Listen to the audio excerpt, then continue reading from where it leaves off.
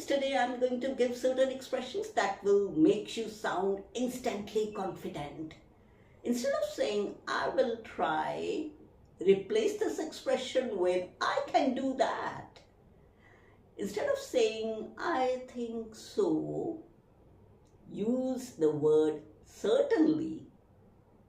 Instead of saying just yes, replace yes with absolutely. Instead of saying I'm not sure, replace it with I believe this is the best option. Replace probably with definitely. I don't think if it will work. Replace it with my experience is this works. Maybe we should discuss this. Replace this with let's focus on that.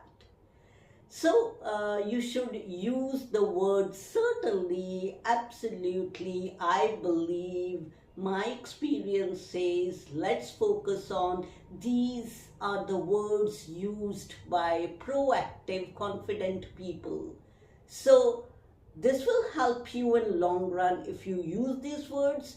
Give positive message to your own brain. Definitely you'll be doing the things better, in a better way, and more of opportunities will open to you. Thank you and bye-bye.